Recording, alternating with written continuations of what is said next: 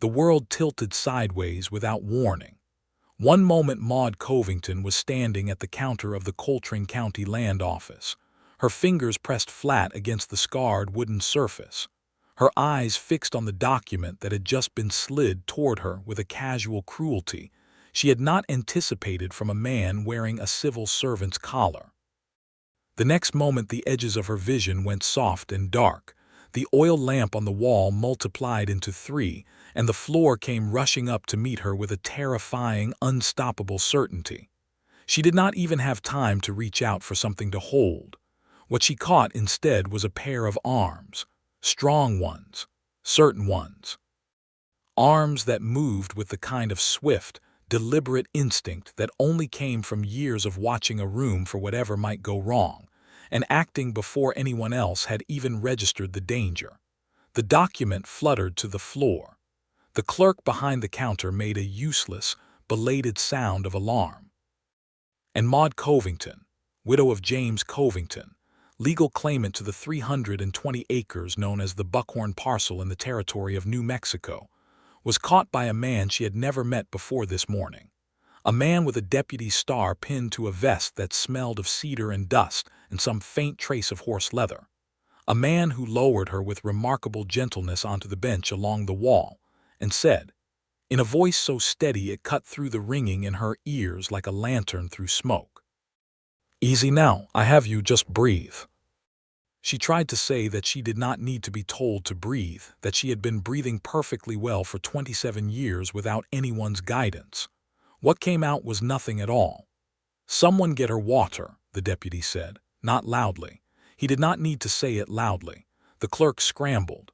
Maude kept her eyes closed and tried to remember what day it was, what town she was in, what the document had said.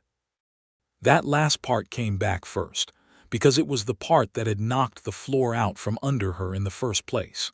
The document had said that the Buckhorn parcel had already been claimed, that a deed of prior ownership had been filed 6 weeks ago in the name of Calvin Prewitt, that unless she could produce competing documentation within 14 days, the land her late husband had homesteaded, the land she had crossed 600 miles to protect, the land that was the only future she had, would be considered legally forfeit.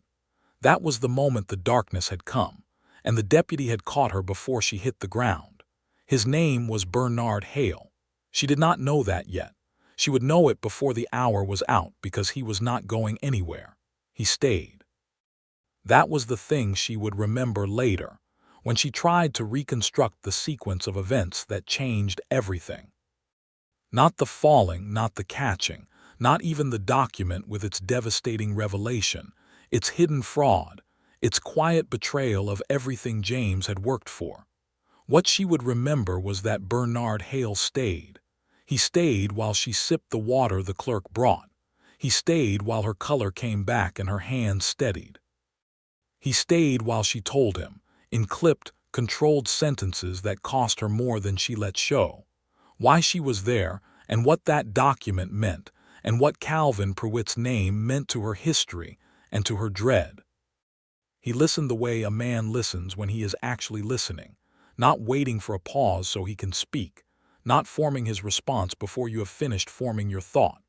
He listened with his full attention and his steady dark eyes and a quality of stillness that she would come to understand was not passivity, but rather the deepest kind of active presence, the kind that costs something, the kind that is a choice.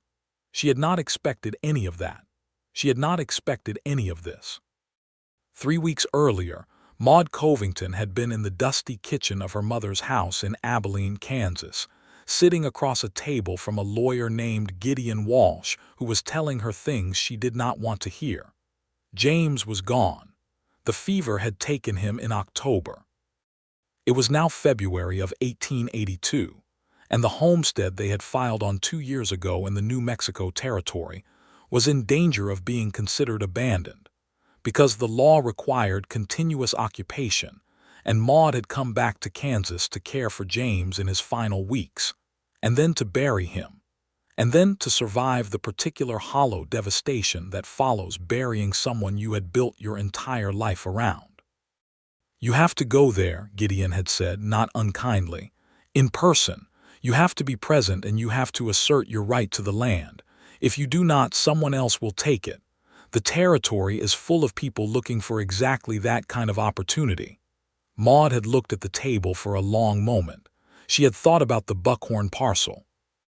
She had thought about the creek that ran along the eastern edge, and the way James had described it. The way his eyes had gone bright with something close to reverence when he talked about the grass in the spring, and the red rock formations to the north that turned gold in the late afternoon light. She had thought about the small house they had started building before the fever came and derailed everything. She had thought about the fact that she had $22, a horse, a rifle, and a stubbornness that her mother had always called a character flaw but which felt, right now, like the only useful thing she owned. "All right," she had said.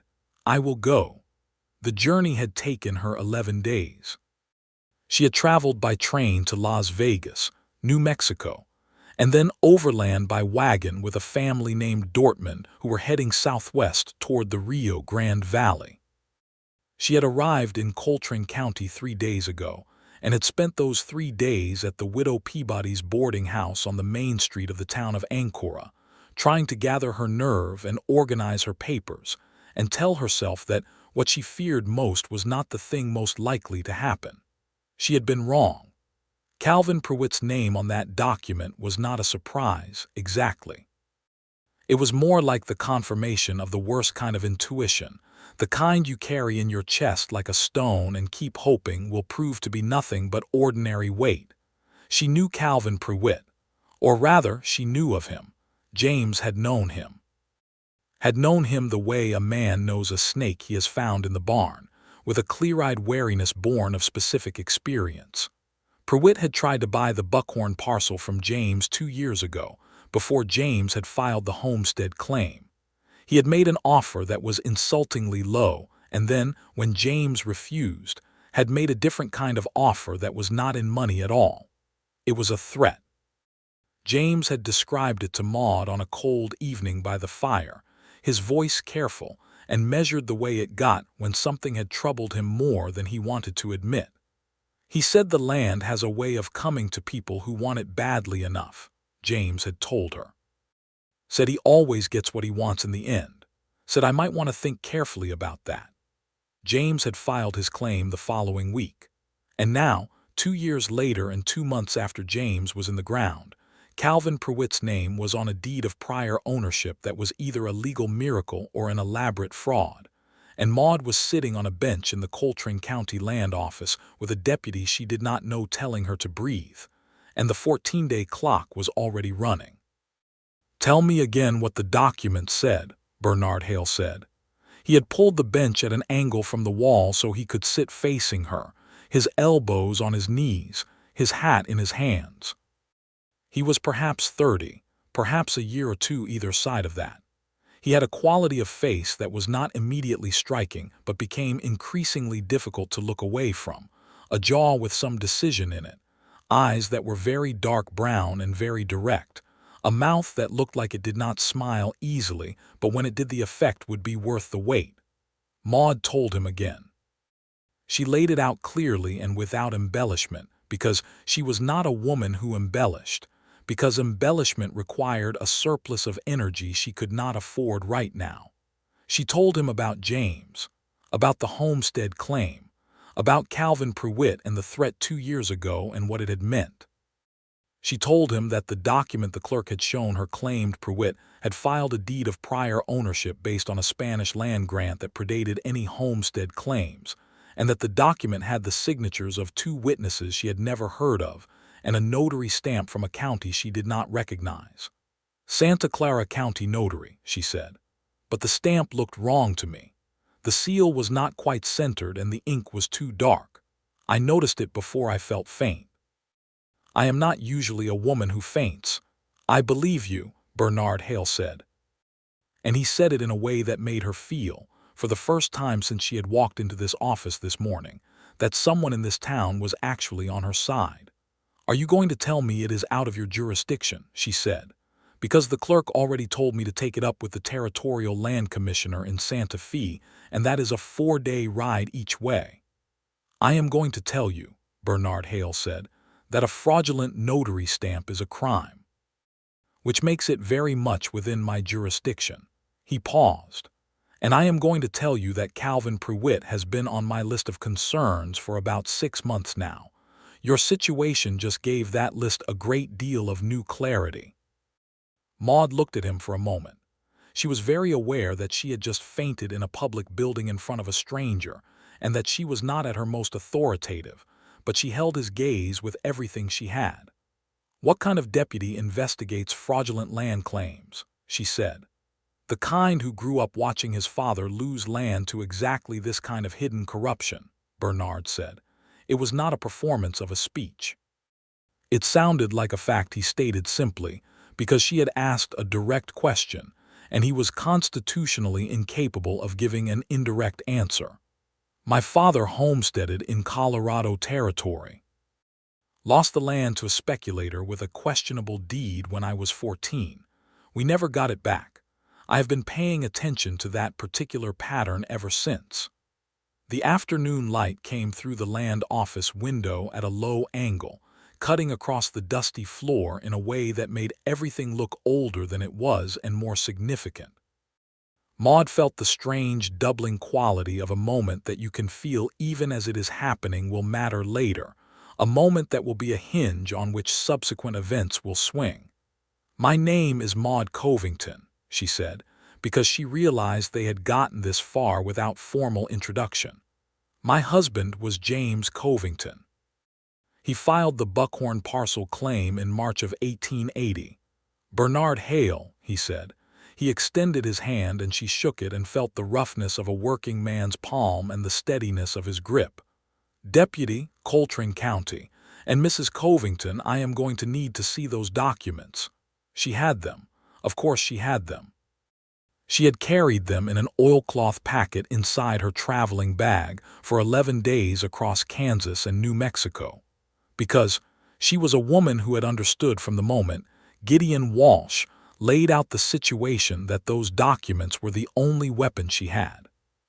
She reached into her bag and drew out the packet and untied the cord and spread the papers on her knees with the careful attention of someone handling something irreplaceable, which she was. Bernard leaned forward and read without touching. His eyes moved across the text with a focused deliberateness that told her he was actually reading, not scanning, not performing engagement. "This is a valid homestead claim," he said. "Filed and stamped March 14, 1880. This is legitimate." "I know it is legitimate," Maude said. "The question is whether anyone in this county is going to act as though it matters." Bernard looked up from the papers and met her eyes. There was something in his expression that she could not quite name yet. It was not pity. She would have felt pity immediately, and it would have made her stand up and walk out the door. It was not professional courtesy either, the distant, procedural engagement of a man doing his job. It was something more personal than that, something that had the quality of recognition, as though he saw in her situation the reflection of something he had carried in himself for a long time and understood with a specificity that had nothing to do with job duties or legal procedure. "I am going to act as though it matters," Bernard Hale said. "I am going to act as though it is the most important case in this county, because if Calvin Prewitt is doing what I think he is doing with forged deeds and fraudulent notary stamps, then you are not the first person he has done it to, and you will not be the last unless someone stops him." Maude was quiet for a moment. The clerk had retreated to the far end of the counter and was making a very convincing display of having absolutely no interest in what was being said. "Why should I trust you?" Maude asked, not combatively, genuinely. Because she was a woman alone in a strange county with 14 days and $22 and a great deal at stake, and blind trust of strangers was a luxury she could not afford. Bernard considered the question with what seemed like genuine respect for it. "You should not trust me blindly," he said. "You should watch what I do and trust that." He paused. "But I can tell you that I have been deputy in this county for 4 years, and I have never taken a dollar from a land speculator, and I have never looked the other way when I knew a wrong was being done. You can ask anyone in Ancora. You can ask the widow Peabody, because I imagine that is where you are staying." Maude's eyes narrowed slightly. "How do you know that?" "Because there are two boarding houses in Ancora, and the other one is where Calvin Pruitt's men stay when they are in town," Bernard said. "And you do not strike me as a woman who would walk into that particular situation without knowing it was wrong." She almost smiled. "Not quite, but almost." "The widow Peabody vouches for you," she said. "She gave the eulogy at my father's funeral," Bernard said. "We have known each other for 20 years. That settled something. Not everything, but something." "All right, Deputy Hale," Maude said. She gathered her papers and retied the cord on the oilcloth packet with her usual precision. "What do we do first?" It was the "we" that surprised him. He had expected her to say, "What do you do?" as though this were his project, his problem to solve on her behalf. But she said "we" without hesitation, and the word was so clearly the natural default for a woman who had been accustomed to working alongside a partner, even though that partner was gone now, and everything felt lopsided and incomplete, that Bernard felt something shift in the vicinity of his chest that he did not immediately examine too closely. "First," he said, "we find out who witnessed that fraudulent deed."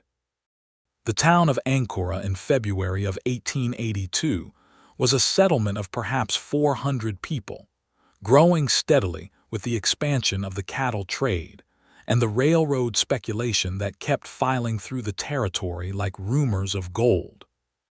It had a main street with a saloon, a general store, a land office, a sheriff's office that shared a wall with the jail, a barber shop, a church, and half a dozen other establishments that collectively represented the infrastructure of ambition in a place that had not quite decided yet whether it was going to survive long enough to become permanent. The people who lived there were the usual collection of the frontier, the determined and the desperate, the honest and the dangerous, the ones who had come west to find something better, and the ones who had come west because everything behind them was worse. They had the particular quality of people living close to the edge of what civilization had yet consolidated, watchful and resourceful, and not easily surprised. Calvin Pruitt was one of the most prominent men in town. That was the problem. He owned the largest ranch in the county, 20,000 acres of grass and water rights, and he had a hand in the banking concern that had opened on the main street 2 years ago, and he had friends in the territorial capital in Santa Fe, who were the kind of friends that made other people careful about what they said out loud. He was not a man who conducted his operations with any particular secrecy, because he had enough money and enough connections to make secrecy unnecessary. He operated in plain sight, which was the most dangerous kind of operation, because plain sight looked like legitimacy.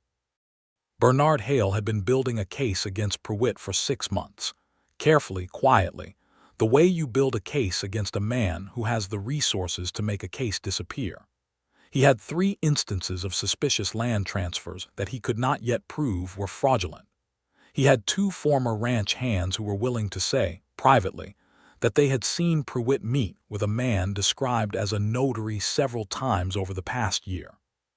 He had a deputy's instinct that had been sharpening itself against the particular shape of Pruitt's operation for long enough to be very certain of its conclusions. What he had not had, until Maude Covington walked into the land office this morning, was a specific, documented current fraud with a 14-day window in which to expose it. That afternoon, after seeing Maude safely back to the widow Peabody's boarding house and making her promise to stay inside and stay away from Pruitt and his associates until he had more information, Bernard went to the sheriff's office and spent 2 hours with the county records, pulling everything filed under Pruitt's name or associated names in the past year. He spread it all across the sheriff's desk, while Sheriff Tom Aldridge leaned against the doorframe and watched with the expression of a man who was not unintelligent but had a deeply developed preference for problems that were simple. "You are going to tell me this is complicated," Aldridge said. "It is the opposite of complicated," Bernard said. "It is extremely simple. The man is filing fraudulent deeds and stealing land from homesteaders." What is complicated is proving it in a way that sticks against a man with his resources. Aldridge looked at the papers. He rubbed the back of his neck. The woman this morning, the one who fainted. Her name is Maude Covington, Bernard said. Her husband homesteaded the Buckhorn parcel 2 years ago with a valid claim. He died in October. She came here to protect her right to the land. Pruitt filed a fraudulent deed 6 weeks ago, probably because he knew about the husband's death and assumed a widow alone would not have the information or the resources to fight it. He might not be wrong about that, Aldridge said carefully. Bernard looked at him with a very flat expression. He is wrong, he said, because she has me. Aldridge looked at him for a moment with a complicated expression and then nodded once and pushed off the doorframe. All right, what do you need? I need the name of the notary. I need to find the 2 witnesses on that deed, and I need to get a message to the Territorial Land Commissioner in Santa Fe without Pruitt finding out. That last one, Aldridge said, is going to require some discretion. Everything is going to require some discretion, Bernard said. That is the nature of catching a man in a trap he built himself. You have to be very quiet until you have him all the way inside it. He worked until the lamp oil ran low, and then he went home to the small house at the edge of town that he rented from an old rancher named Collins, and he sat at his kitchen table with a cup of coffee and thought about Maude Covington. Not the case. Her. The person. He thought about the way she had come back from that faint with such swift, determined efficiency, as though she was embarrassed by the vulnerability and determined to compensate for it immediately. The way she had held his gaze when she asked why she should trust him, not aggressively, not theatrically, but with the direct, clear-eyed assessment of a woman who had learned to evaluate people accurately because her circumstances required it. The way she had said, "we," without hesitation. He thought about what it meant to be that alone, in a situation that required that much strength. He thought about his father, and the land in Colorado, and the particular helpless fury he had felt at 14 years old, watching something his father had built be taken by someone who had more money and more connections, and absolutely no shame about using both to take what did not belong to him. Then he stopped thinking about his father and thought about Maude again, and admitted to himself that the 2 thoughts were not entirely separate. He did not sleep well. But he was at the land office when it opened in the morning, and he had 3 questions for the clerk that he delivered in a tone that made it extremely clear these were not optional questions. The clerk's name was Herbert Foss, and he was a small, nervous man in his 40s who had a family and a mortgage, and a very clear understanding that Calvin Pruitt was a more persistent and present danger than a deputy's questions, at least under ordinary circumstances. But there was something in Bernard Hale's expression this morning that made ordinary circumstances feel very far away, and Herbert Foss answered the questions with the relieved desperation of a man who had been waiting for someone to give him a reason to do the right thing.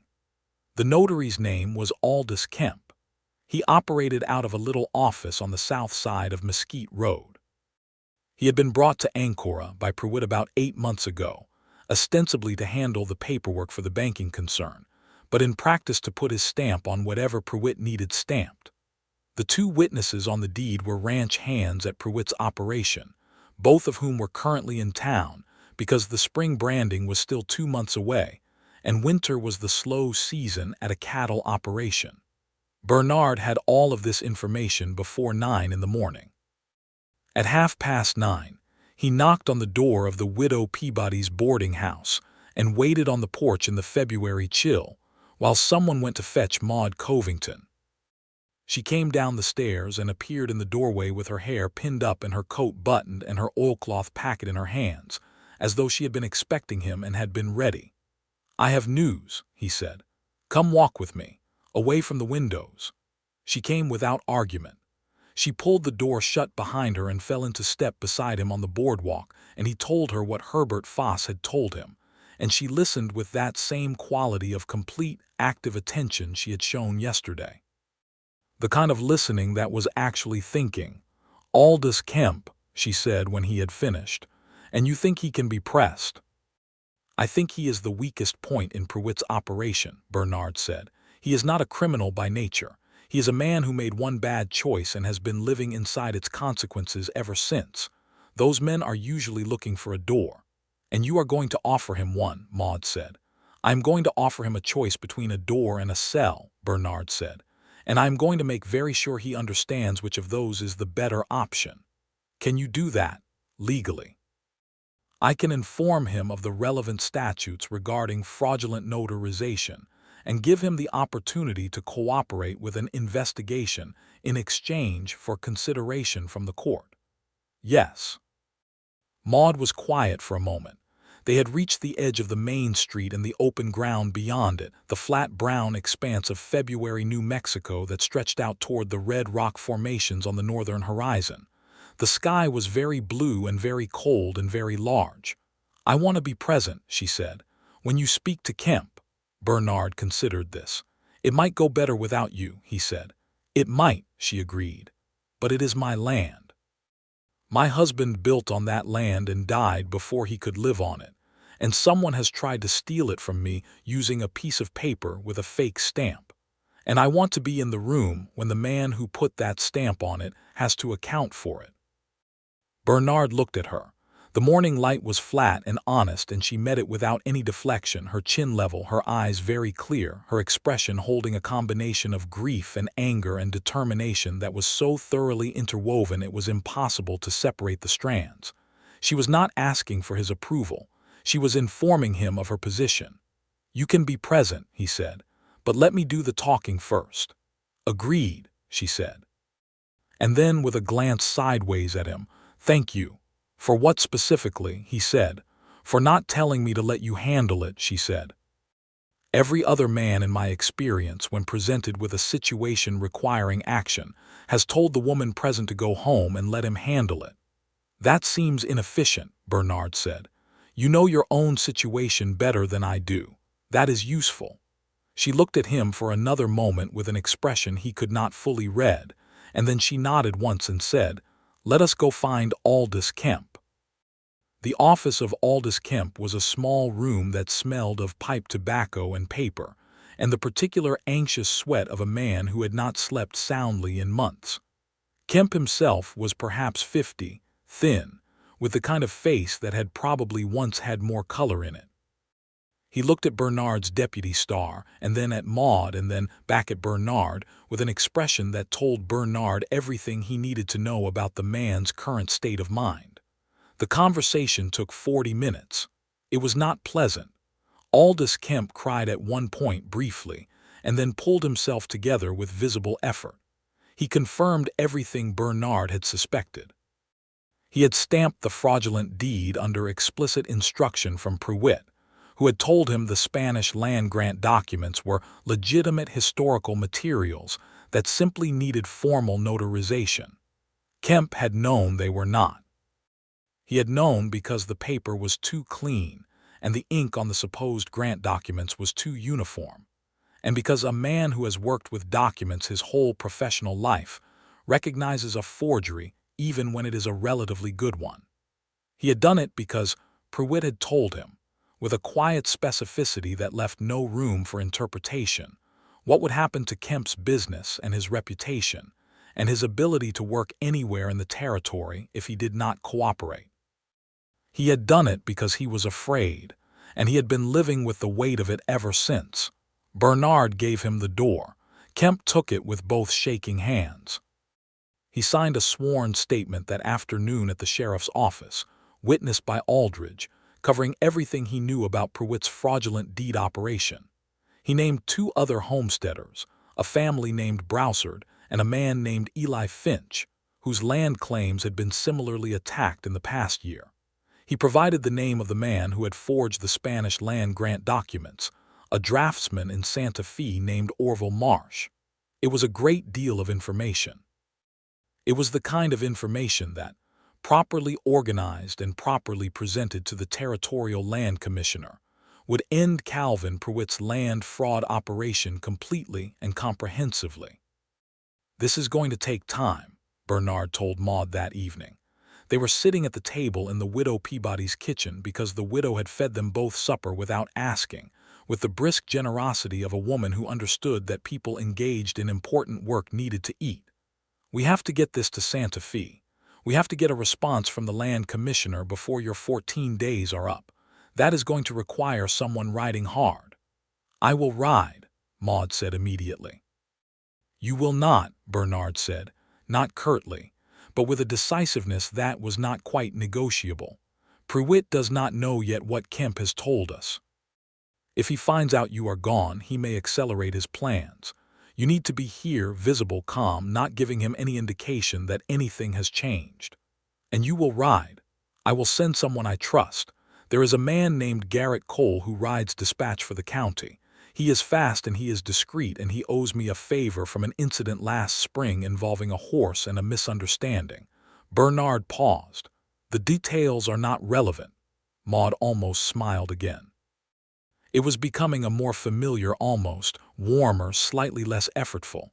"And while we wait," she said. "While we wait," Bernard said, "we document everything.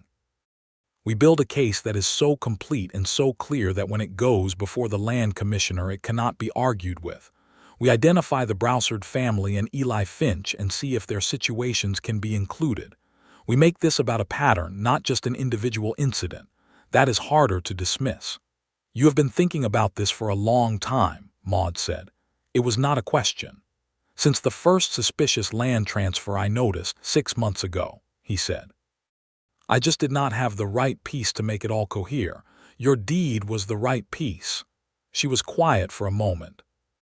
The widow Peabody moved around in the next room, creating the comfortable domestic soundtrack of dishes and a rocking chair and the particular creak of an old house settling into a cold evening. "My husband would have been glad," Maude said, "to know that his claim was the thing that finally stopped this man." Bernard looked at her carefully. "Tell me about him," he said. "If you want to," she considered. Then she did. She told him about James Covington, who had been a schoolteacher in Abilene before the wandering quality of the frontier had gotten into him, the way it got into certain kinds of men who could not quite make peace with the idea that the map was already fully drawn.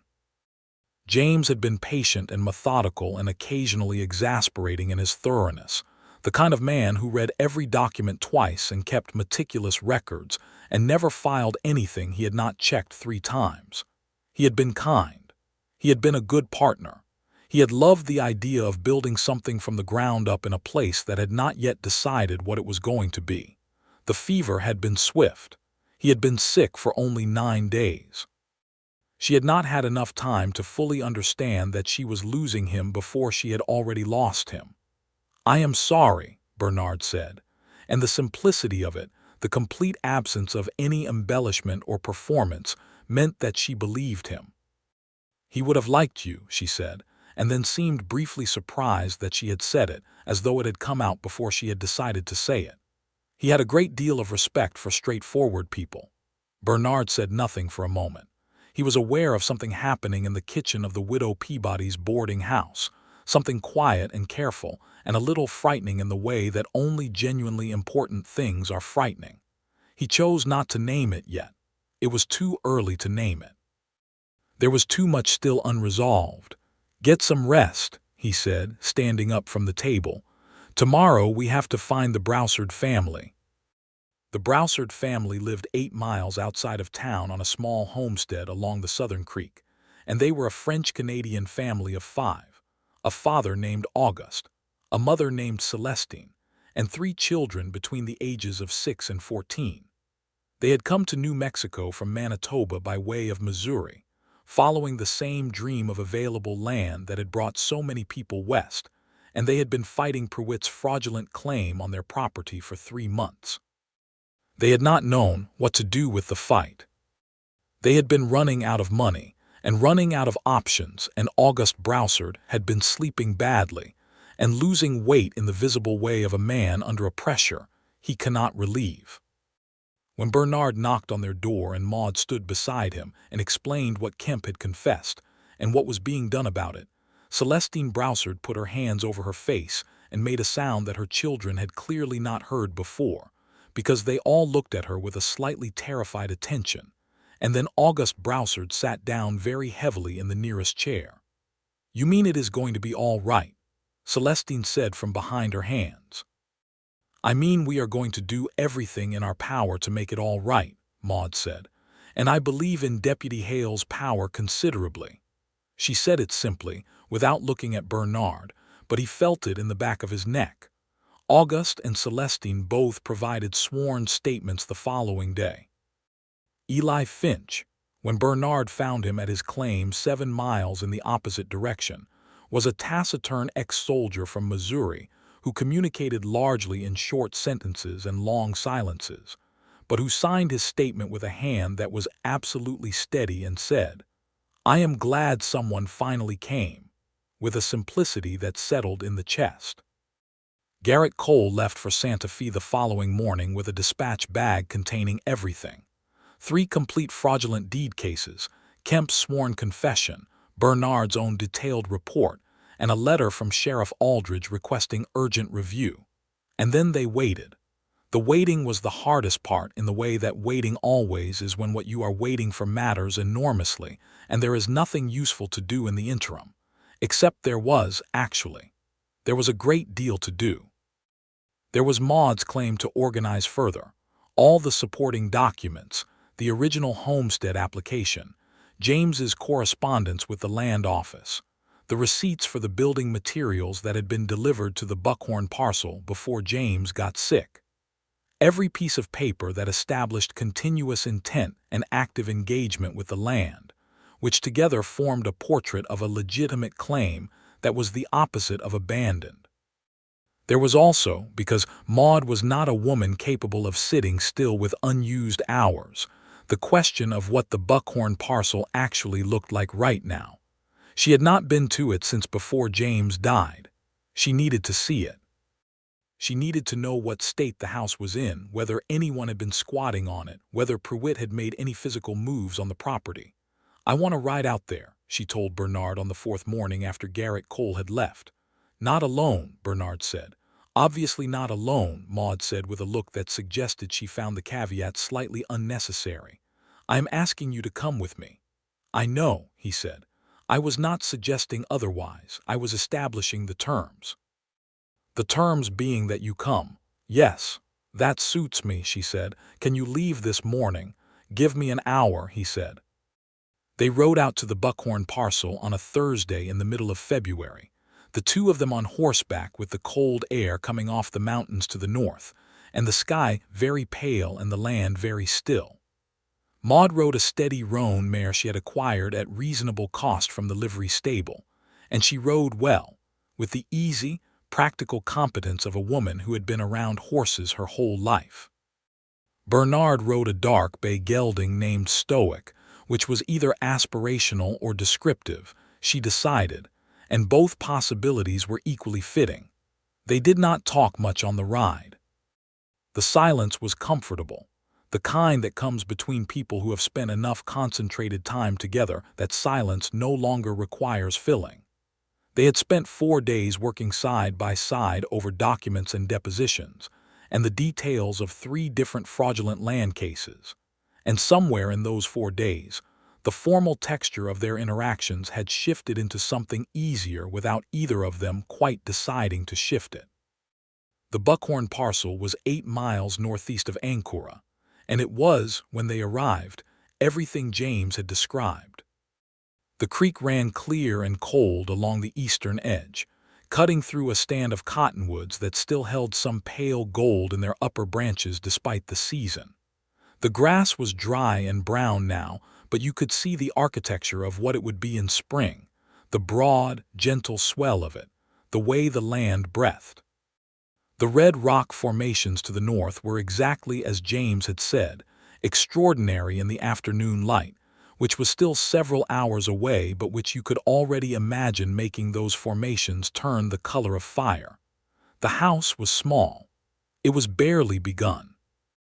There was a foundation of cut stone and 4 walls of rough-hewn timber that reached about shoulder height and then stopped, because that was where the building had been when James got sick and came back to Kansas to die. The roof was not there. The windows were gaps. It was a skeleton of a house, and the winter had not improved it, but the stone foundation was solid and the timber was good quality, and it was clear that the man who had started building it had known what he was doing.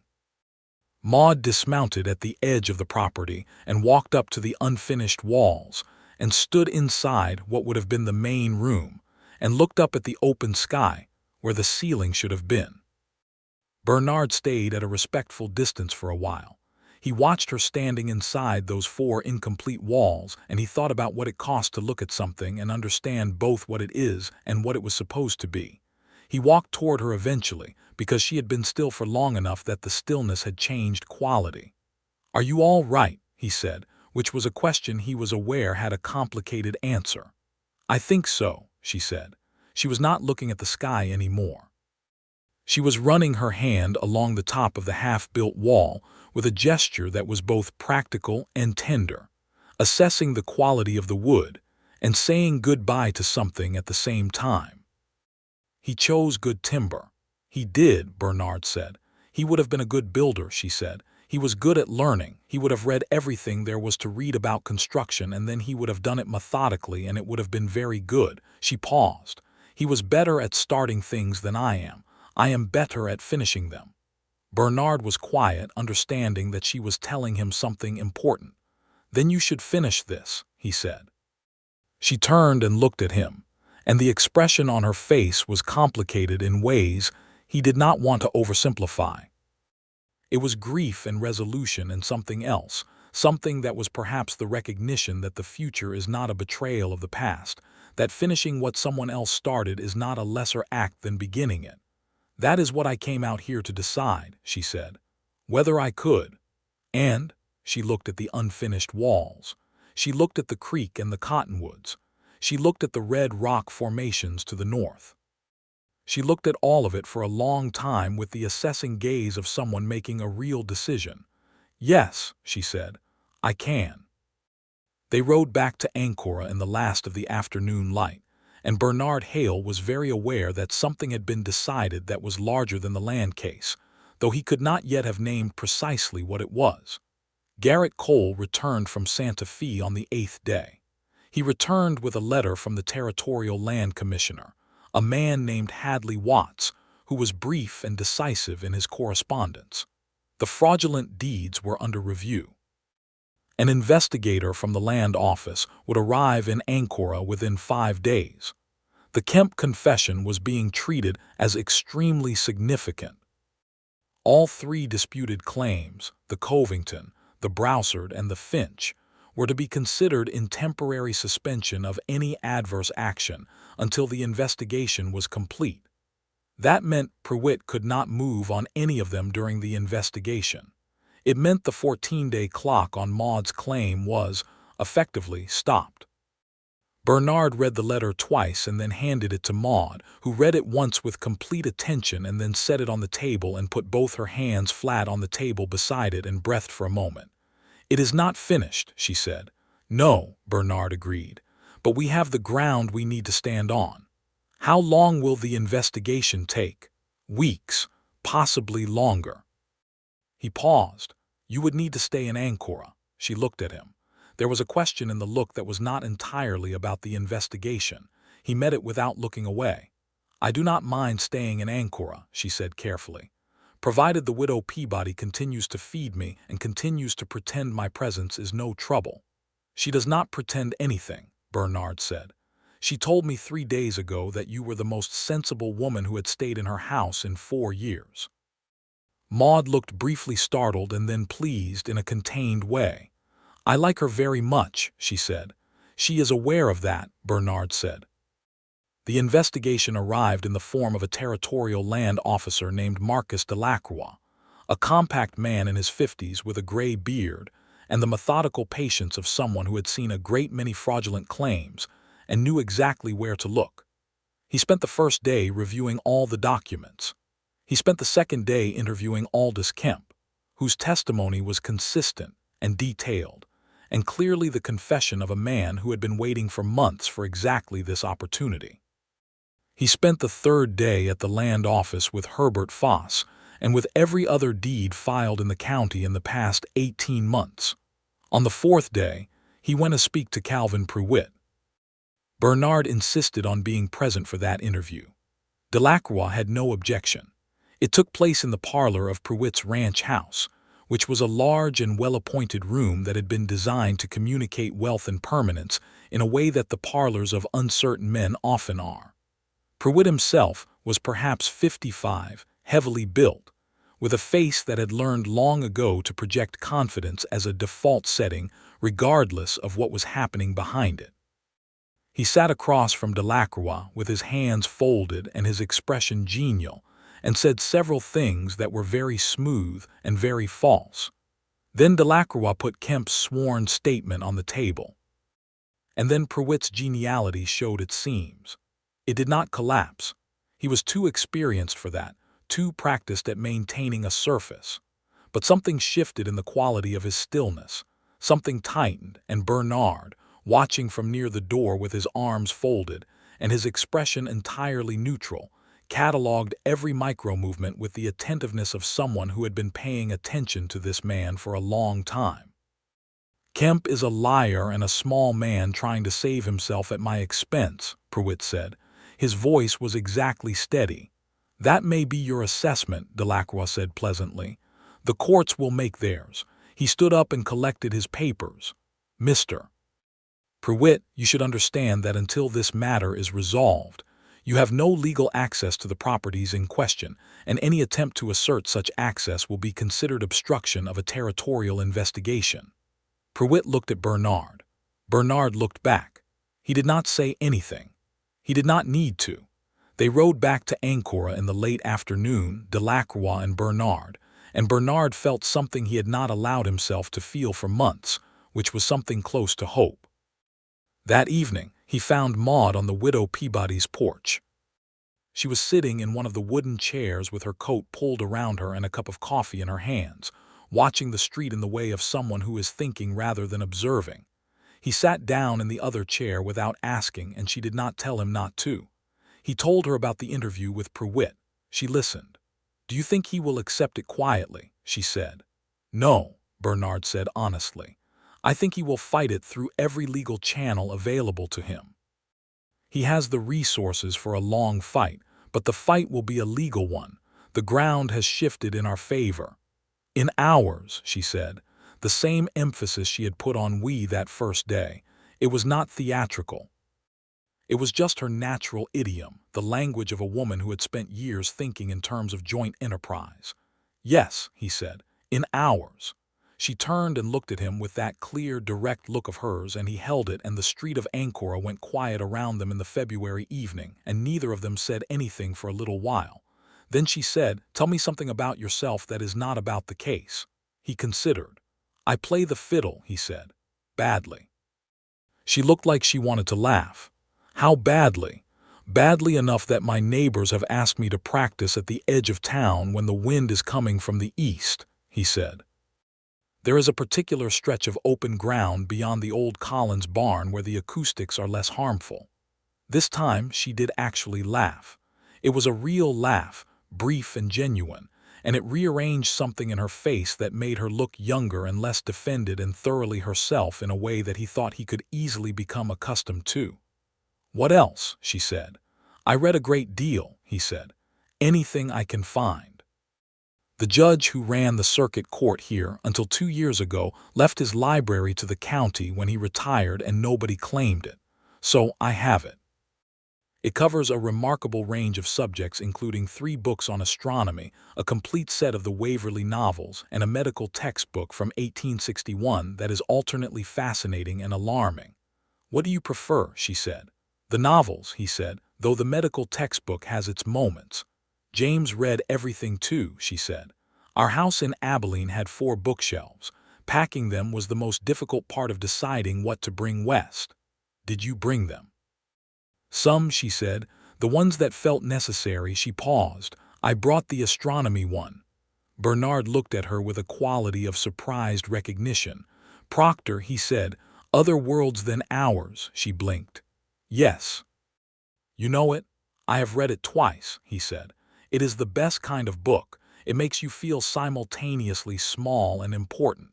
She looked at him for another moment with an expression that had something new in it, something that was moving toward warmth with the careful pace of a thing that does not want to be misidentified too soon.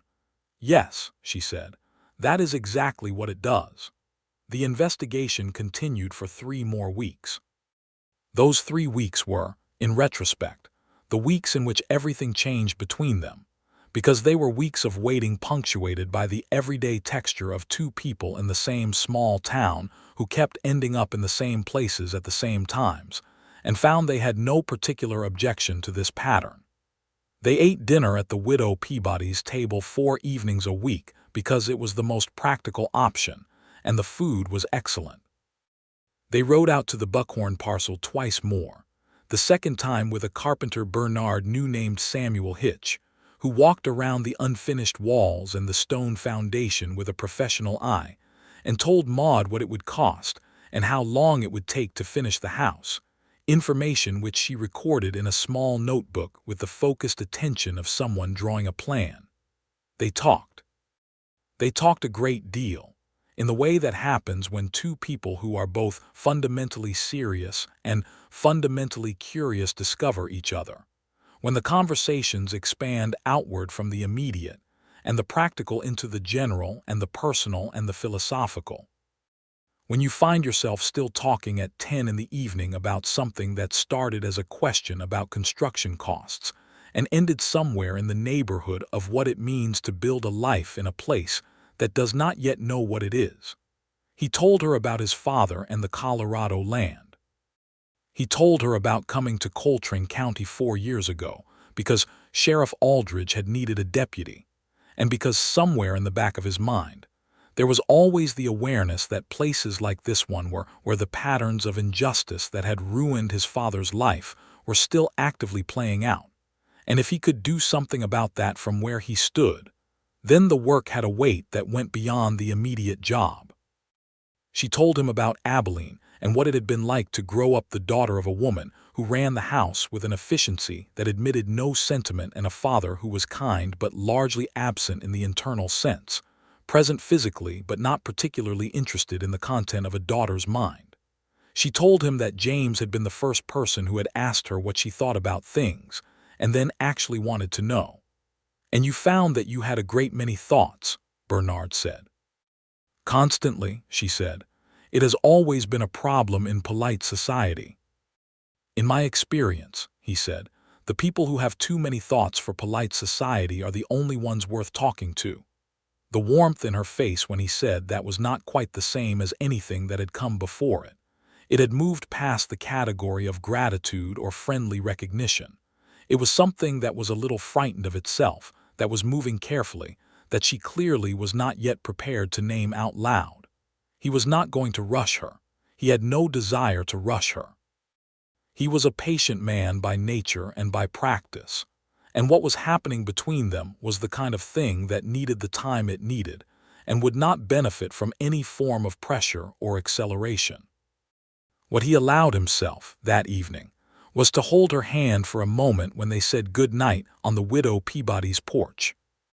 She had stood up and he had stood up, and they were standing close in the way of people who have been sitting close all evening and have not noticed themselves drifting toward each other. And he had taken her hand briefly and pressed it, and then released it, and said good night.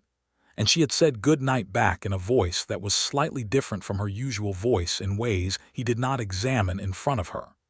He examined them later, alone, walking home through the cold Ancora Street. He acknowledged to himself, fairly comprehensively in love with Maude Covington.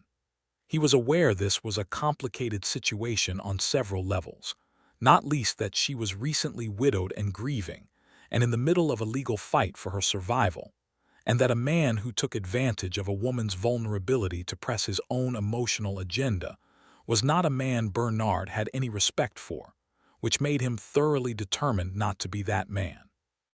He also knew himself well enough to know that what he felt was real and specific and not going anywhere. He would wait. He would do the work. He would be the steady presence she had already, in a very short time, come to rely on, and he would be that from the cleanest possible motives, and whatever came next would come when it was ready. The territorial investigation concluded in early March. Marcus Delacroix's report was comprehensive and damning. It identified 7 fraudulent deeds filed under Pruitt's instruction over the past 18 months. It confirmed the forgery of the Spanish land grant documents by Orville Marsh in Santa Fe, who had been arrested and was cooperating fully. It confirmed Kemp's role and his cooperation. It confirmed the fraudulent nature of all 7 competing claims. Calvin Pruitt was charged with fraud, forgery, and conspiracy to defraud homesteaders of legally registered land claims. He was taken to Santa Fe for arraignment. His 2 ranch hands who had witnessed the fake deeds were charged as accessories and cooperated in exchange for reduced penalties. The case against Pruitt was, in Delacroix's assessment, airtight. The 7 homestead claims he had attacked were all reinstated in full. The Covington claim on the Buckhorn parcel was confirmed as valid, continuous, and legally protected. The deed was re-registered in Maude Covington's name. It was a Wednesday afternoon when Delacroix told Maude this in the land office, with Herbert Foss present looking relieved and Bernard standing near the door with his arms folded, and a quietness about him that was not the absence of emotion, but its most controlled form. Maude listened to Delacroix's formal recitation with her hands folded in her lap and her back very straight. When he finished, she sat for a moment with her eyes on the middle distance, and then she thanked him in a clear, composed voice. Then she stood up and turned toward Bernard. He was already looking at her. He had been looking at her through the whole of Delacroix's recitation, with an attention that was partly the professional attention of someone tracking the resolution of a case and partly something else entirely. She crossed the room to him, which was perhaps 10 steps, and she put her hand on his arm and she said, "It worked," in a voice that was still composed but just barely, that was holding something in with an effort that was becoming visible. "It worked," he confirmed. She was very close. He was very aware of her. He did not move toward her because this was still the land office with Delacroix and Foss present, and because the 30 seconds between the confirmation of her land claim and whatever came next was not the right moment. "Buy you a cup of coffee," he said. Her breath came out in something that was almost a laugh. "Yes," she said. "Please." They left the land office together, stepping into the bright March afternoon of Ancora's Main Street, and the day was warmer than it had been. The kind of warm that promises spring is not theoretical, and they walked side by side down the boardwalk toward the restaurant at the end of the street where you could get coffee and pie, and Maude's hand found his without anyone making a deliberate decision about it, and he held it, and they both pretended for a moment that this was unremarkable. It was absolutely remarkable. They sat across from each other at the small table in the corner of the restaurant and drank their coffee and ate their pie, which was apple and very good, and they talked about the case, and then about the Broussard family and Eli Finch, and then gradually about other things. The conversation wandered the way it always did, following its own logic, finding its own level. Eventually, in a pause that had the quality of a deliberate pause rather than an accidental one, Maude set down her coffee cup and looked at him with a directness that he knew meant she was about to say something she had been building up to for a while. "I want to ask you something," she said. "Ask," he said. "What happens now?" She held his gaze steadily. "With us, not with the land, with us." He was quiet for a moment, not because he did not know the answer but because he wanted to say it right. "I would like," he said carefully, "to continue to be in your company as often as you will permit me. I would like to keep helping you with the Buckhorn parcel, the practical matter of finishing the house and making the claim truly yours in the physical sense. And I would like, when you are ready, to make the fact that I care about you very considerably a more explicit part of our arrangement." She held his gaze through all of that without looking away or looking down. "When I am ready," she said. "On your terms," he said, "at your pace." "That is very reasonable," she said. She picked up her coffee cup again and looked at it for a moment. "I should tell you that I am not unaware of what has happened between us over the past weeks. I should tell you that I have not been unaware of it since approximately the third day, and I should tell you that I am not as unready as I perhaps should be." Bernard looked at her. "Perhaps should be," he said. "James has been gone 5 months," she said. "The general understanding is that a decent interval is required before a widow shows any sign of existing as a person again." "I'm not entirely certain I agree with the general understanding, but I am aware of it." "The general understanding," Bernard said, "was formulated by people who presumably did not have their land stolen and their futures threatened, and all of the circumstances of their life radically altered in a way that compresses a great deal of living into a short time." He paused. "For what it is worth, I do not think caring about someone new dishonors someone you have lost. They are not in competition." Maude was quiet for a long moment. "No," she said softly, "they are not." She reached across the small table and put her hand over his. He turned his hand under hers and held it. The March afternoon light came through the restaurant window, and the main street of Ancora went about its business outside. Horses and wagons and the ordinary noise of a frontier town. And at the small table in the corner, something settled between them that had been hovering in the warm air for 3 weeks, something that was now landed, now certain, now real. The spring came to Coltrane County with a generosity that felt slightly redemptive. The grass on the Buckhorn parcel came in exactly as James had described it, a broad, breathing green that moved in the wind off the mountains and made the land look both ancient and new. The creek ran full and cold and clear. The cottonwoods leafed out in pale gold green that caught the light in the late afternoon. Samuel Hitch and his 2 sons came out and began finishing the house in April.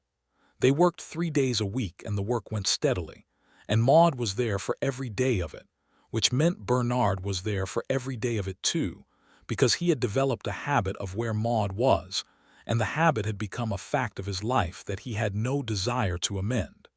He helped with what he could help with. He was not a skilled carpenter, but he was physically capable and not too proud to take direction. And Samuel Hitch found him useful enough in the way of someone who could lift and hold and carry, and do the less skilled work that freed the skilled workers for the parts that required finesse. Maude cooked for everyone on those days on the small camp stove she had set up near the foundation, coffee and biscuits in the morning and a proper meal at noon. She had learned to cook on the frontier, and she did it with the same practical efficiency she brought to everything. No ceremony, but a great deal of competence. And Samuel Hitch told her she was welcome at any building site he had ever run. In the evenings on those days, after Hitch and his sons had ridden back to town, Bernard and Maude would sit outside in the long spring light and watch the red rocks to the north go through their color changes, orange to amber to red to something darker and more ancient as the sun went down. They talked. They sat in comfortable silence.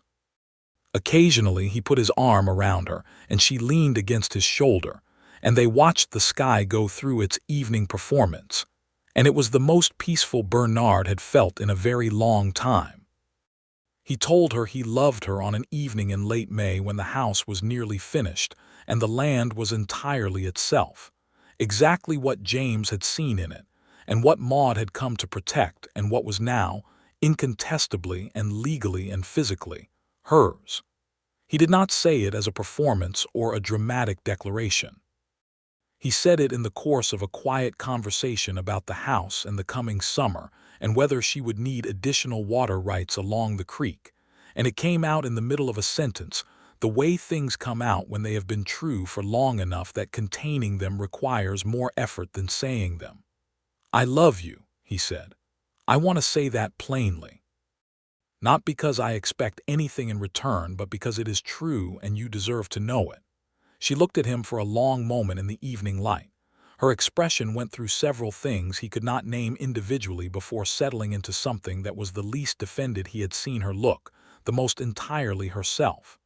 "Bernard," she said, "I love you too, and I have been waiting for a polite moment to say it for approximately 6 weeks."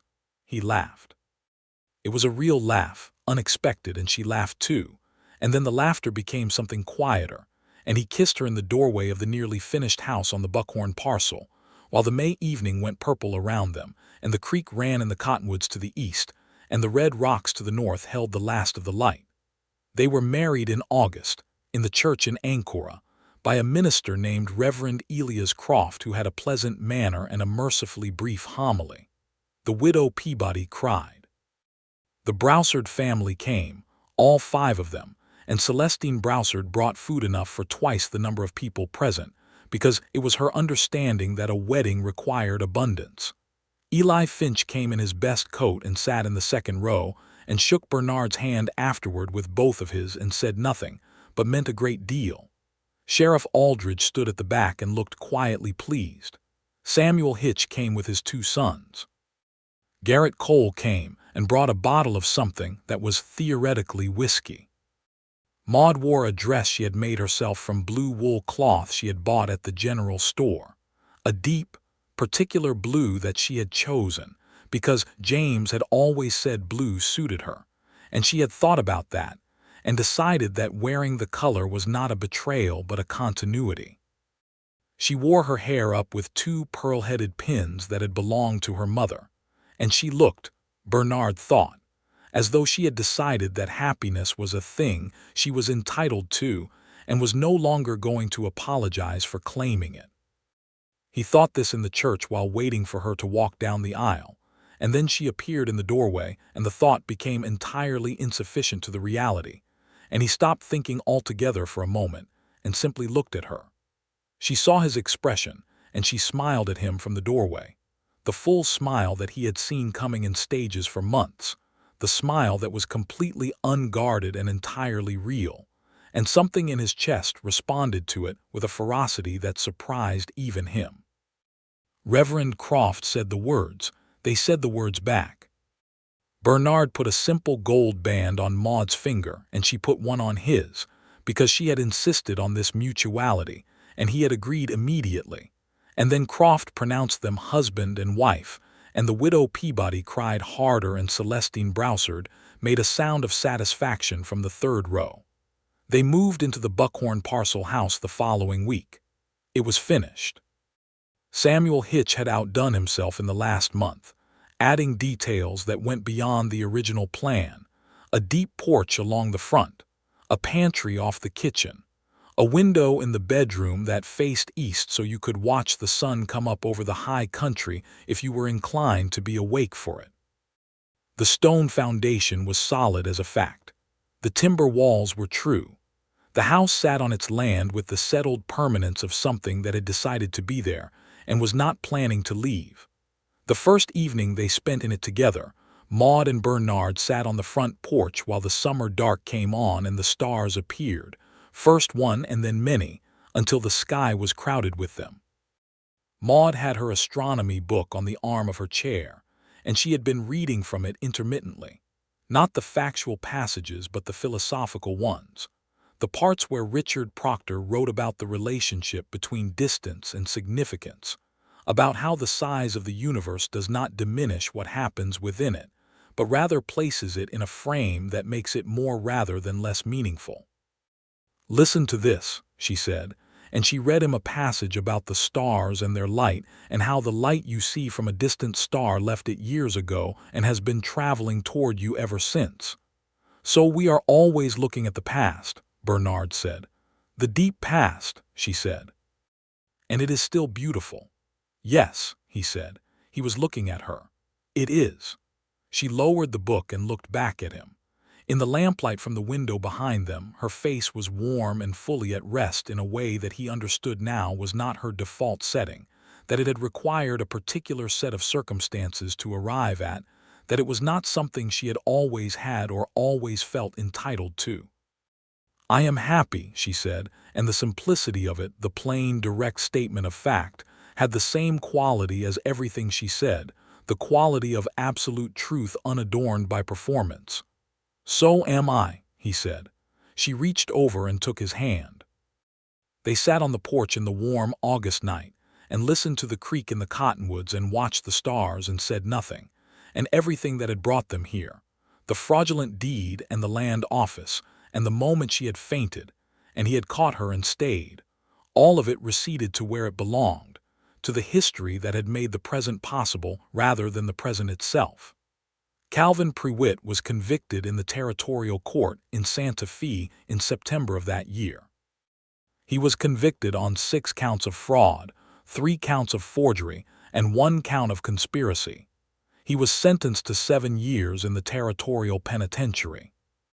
His land holdings, the portions that could be demonstrated to have been acquired through fraudulent means, were subject to legal challenge, and 3 additional families were identified in subsequent investigations as having had their claims improperly threatened. Aldous Kemp, in recognition of his full cooperation, was given a suspended sentence and ordered to perform community service in the form of providing free notary services to homesteaders in Coltrane County for 2 years. He did so with a dedication that suggested he was working off something heavier than a legal obligation. Herbert Foss kept his job at the land office and became, in the aftermath of everything, a considerably more careful and considerably more courageous clerk than he had been before. He framed the letter from Marcus Delacroix confirming the fraudulent deed investigation and hung it on the wall beside his desk, where it served as either a reminder or a warning or both. Bernard continued as deputy through the fall and into the following year.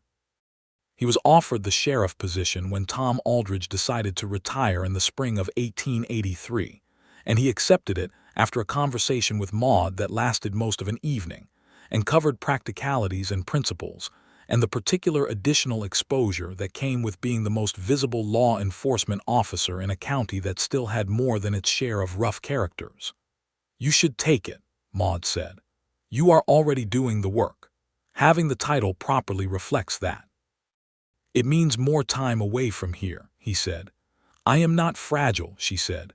"I have a rifle and a horse and the stubbornness my mother always said was a character flaw.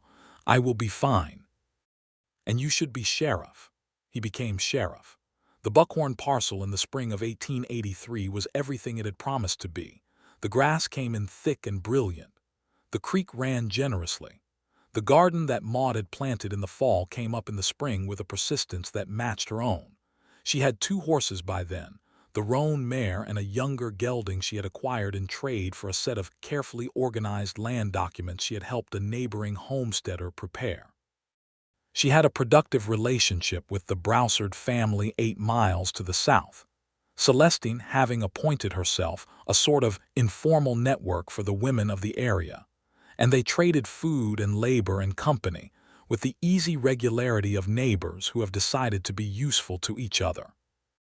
Bernard rode out to the Buckhorn most evenings, and on his days off he stayed entirely, and the house had the quality of a fully inhabited place, of walls that held the residue of everyday life and specific love.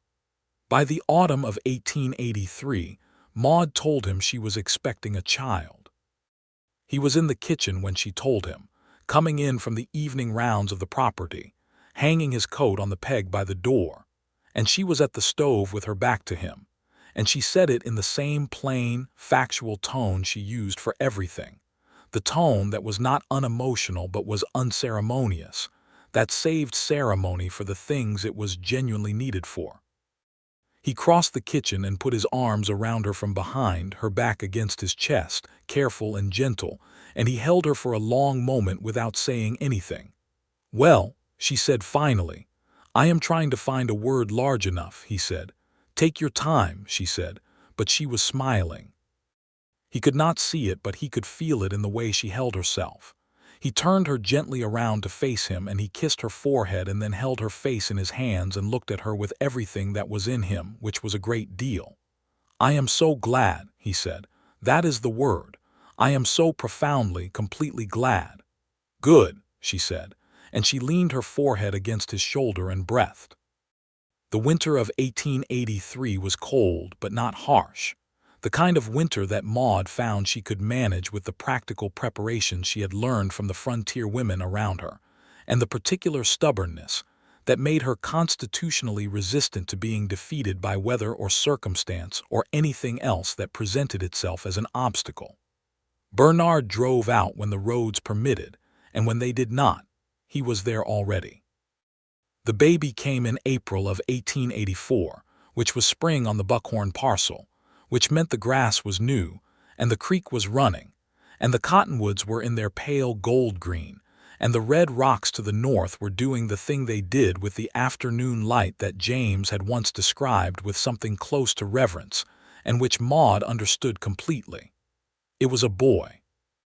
They named him James Bernard Hale, and the order of the names was intentional and Maude's idea, and Bernard accepted it without discussion because he understood what it was and respected it completely. James Bernard Hale came into the world on a bright April morning with a clear and decided cry that immediately established his opinion of the situation, and he was handed to Maude by the midwife, a capable and unsentimental woman named Agnes Ritter, who had delivered babies in Coltrane County for 11 years. And Maude looked at him with an expression that was so entirely beyond the vocabulary of ordinary description that Bernard, watching from the chair beside the bed, did not attempt to describe it, only held it in his mind as one of the clearest and most true things he had ever seen. He held the baby next.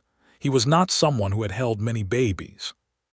He was considerably more careful than he needed to be, because Bernard Hale's response to caring about something was always extreme caution. "You can hold him more firmly," Maude said. "He is more substantial than he looks." "I do not want to err on the wrong side of that," Bernard said. "I know," she said, "but he is going to be all right." The baby looked up at him with the unfocused, serious attention of a newborn engaged in the primary work of being in the world, and Bernard looked back with an equal seriousness. "Hello," he said quietly. Young James Hale considered this and then closed his eyes. "He has decided you are acceptable," Maude said. "I am honored," Bernard said. He was, in fact, absolutely stunned by the depth of what he felt. It was a different kind of love than what he felt for Maude, not lesser but distinct, vast in a particular way that he had not been prepared for, that had no analog in his previous experience. He sat in the chair with the baby in his arms in the April light, and thought that if someone had told him 2 years ago that this was where he would be, he would not have had the imagination for it. 2 years ago he had been a deputy in a county with a known fraud case he could not crack, and a father's unresolved grief in his chest, and a small house at the edge of town that smelled of cedar and dust and horse leather. Then a woman had fainted in the land office, and he had caught her, and he had stayed. Agnes Ritter, gathering her things on the other side of the room, said that Mrs. Hale needed to rest and that the sheriff was welcome to come back in 2 hours and that the baby looked healthy and she would see them both next week. She left with the brisk efficiency of someone with other stops to make. Bernard settled the baby back into Maude's arms and bent and kissed her temple, and she turned her face up to his, and he kissed her properly, brief and certain, the kind of kiss that does not need to make a statement because the statement is already made by everything around it. "Sleep," he said. "I will be right outside." "You do not need to stay," she said. "Agnes said the baby and I are perfectly, Maude," he said. She looked at him. "I am staying," he said. She looked at him for another moment and then she nodded, and there was something in the nod that was not just the acceptance of the practical fact. It was the recognition of something larger, something that had been true since a February morning in the Coltrane County Land Office when the floor had come up to meet her, and the darkness had rushed in from all sides, and the first thing she had been aware of, through the ringing and the vertigo and the fear, was a pair of arms around her and a voice saying, "Easy now. I have you. Just breathe." He had caught her. He had stayed. And he was still here. The Buckhorn parcel in the years that followed became the kind of place that the word home is insufficient for, though it is the word you use because there is no better one. It was worked and improved and expanded in the careful, incremental way of people who are building for the long term and know it. The house gained a room when young James was 2 and Maude was expecting again, and the second child was a girl they named Clara Rose. And 2 years after that a second boy came, Francis, who arrived in November with red hair that neither of his parents could account for, and a disposition of such serene good temper that he seemed to regard all circumstances as fundamentally satisfactory. Bernard served as sheriff of Coltrane County for 11 years, and his record over those years was of someone who had decided early what he stood for and never found cause to revise the decision. He was not universally liked by everyone in the county, because some people in any county are engaged in activities they would prefer the law not notice, and Bernard noticed things with consistent thoroughness. But he was universally known as someone who meant what he said, and did what he committed to, and treated every person who came before him, regardless of their origin or their means or their situation, with the same clear-eyed and uncomplicated fairness. Maude built on the Buckhorn parcel with the same focused, determined quality she brought to everything. The homestead expanded. The cattle operation she began in 1885, modestly, 36 head, grew steadily with the methodical attention of someone who had learned from James that thoroughness compounded, that the difference between a plan done carefully and a plan done hastily was visible in the long run and not always in the short. By 1890, the Covington Hale operation, which was what everyone in the county called it because Maude had made it clear early and without drama that her name stayed, was one of the solid, respected operations in the county, not the largest, because she had no ambition for scale beyond what the land could sustainably hold, but reliable, well-managed, and debt-free. She became, over those years, one of the women other women in the county came to when they needed the kind of advice that required someone who had learned things the hard way and retained the information. When the Garza family lost their lease and needed to fight for their land rights in 1887, it was Maude who helped them organize their documentation, and Bernard who made sure the legal process was properly followed, and the outcome was the outcome it should have been. The widow Peabody died in 1888 at the age of 74, and she left her boarding house to a niece from Missouri, and a specific bequest to Maude that was a set of china dishes, and a note that said she had been glad to have known them both, and that she had seen a great deal of life, and the Hales were one of the better parts of it. Maude kept the note in the oilcloth packet with the original homestead claim documents, because it seemed to belong in the same category of things worth preserving. Aldridge died the following year peacefully in his own bed. Bernard was his pallbearer. They buried him in the Ancora churchyard with Reverend Croft's successor performing the service, and Bernard stood at the graveside with his hat in his hands and felt the specific weight of someone being removed from a landscape they had been part of long enough that the landscape itself changes shape when they go.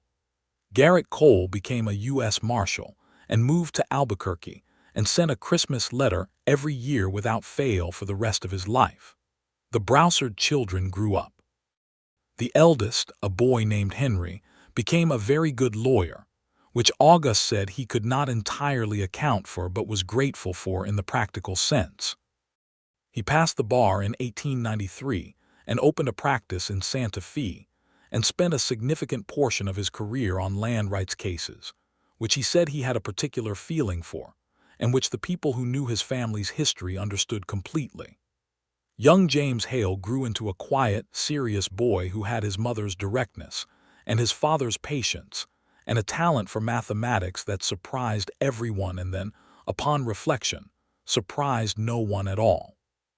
He went east for school in 1902 and came back west because he could not be talked out of it, and he took over the management of the Buckhorn parcel's accounts with a precision that made Maude say, privately to Bernard, that James Covington would have been very pleased. Bernard retired from the sheriff's office in 1895, when the county had changed enough that the old frontier lawman's model was giving way to something more institutionalized, and he had no quarrel with the change and no desire to fight it. He had done what he had come to do. He was 50 years old, and he wanted more mornings on the porch of the Buckhorn house, and more evenings watching the red rocks go through their colors, and more conversations that wandered from astronomy to cattle prices to the nature of justice and back again. He got them. They grew into the kind of old age that people occasionally and imprecisely call peaceful, which does not mean without texture or without difficulty or without the ordinary sorrows that time brings to anyone, but which means that the fundamental quality of a life, the thing at its center, is something you chose and continue to choose, something that holds. On an evening in the late spring of 1901, they sat on the front porch of the Buckhorn Parcel House, which was 20 years old now, and had the settled, permanent quality of something that had decided to be there and was not planning to leave. The grass was green on the pasture, and the creek was running in the cottonwoods, and the red rocks to the north were doing the thing with the light. Maude was reading. She read in the evenings still, widely and with appetite, and she had expanded her library considerably from the original astronomy book and the handful of things she had carried from Abilene 19 years ago. Bernard was not reading. He was watching the rocks and thinking about nothing in particular, which was a luxury he had come to appreciate with the full depth of someone who had spent many years being unable to afford it. "I have been thinking," Maude said, without looking up from her book. "That is not unusual," he said. "About the beginning," she said. "About the land office." He looked at her. She was still looking at the book, but she was not reading it anymore. "I think about it sometimes," he said. "What do you think about?" She said, "I think about catching you," he said. And then staying, he paused. "I think about how much depended on both of those things. On the catching being possible and on the staying being chosen." She set the book down on the arm of her chair and looked at him. "I was so frightened," she said. "Not from the faint, before it. Standing at that counter and seeing Calvin Prewitt's name on that document. I understood in that moment that I had come so far and that it might be for nothing. That the thing James had worked for and the thing I had come to protect might be taken anyway by someone who had more power and less conscience, which is such a familiar and terrible pattern." "Yes," he said. "And then I woke up on that bench and there you were," she said. "And you told me to breathe." "You did not need to be told to breathe," he said. "No," she agreed. "But I needed someone to be there, saying something steady." She looked at him with the clear, direct look she had had from the beginning, the look that was now as familiar to him as his own breathing. "I needed someone to stay." "I know," he said. "I could see that. And you stayed." "I was always going to stay," he said. "I just did not know that yet on the first day. By the second day I knew." She looked at him for a moment with something in her expression that had not diminished in 19 years of daily proximity, which he had decided was not familiarity eroding the particular charge of looking at someone, but rather familiarity deepening it, adding layer upon layer of specific knowledge, until the person you look at is not just a face but an entire history that you share. "You were the best thing that happened to me in the worst year of my life," she said. "And you have been the best thing in every year since." He reached across the porch and took her hand, the way he had taken it 1,000 times and held it, the way he had held it 1,000 times. "Likewise," he said. Which was, for Bernard Hale, a complete and total declaration. She laughed. She was 61 years old, and she laughed with the full warmth of the woman who had sat in the widow Peabody's kitchen and almost smiled for the first time, and then had laughed for the first time, and had not stopped entirely since. "Likewise," she repeated, in the tone of someone quoting something for the record. "I love you," he said, in the tone of someone who means it as much after many years as in the beginning, which is the only kind of love that earns the name. "I love you too," she said. "Now look at the rocks. They are doing the thing." He looked at the rocks. They were doing the thing. The late light was on them, and they were going from orange to amber to red to that deeper color that had no easy name. And the sky above them was purple, and the grass was darkening, and the creek whispered in the cottonwoods, and the porch was solid under them, and the house was solid behind them, and everything was exactly as they had built it, as they had intended, as they had worked toward through all the years that had led from a February morning in the Coltrane County Land Office to here. The stars began to appear. First one, then many. Maude reached for her book.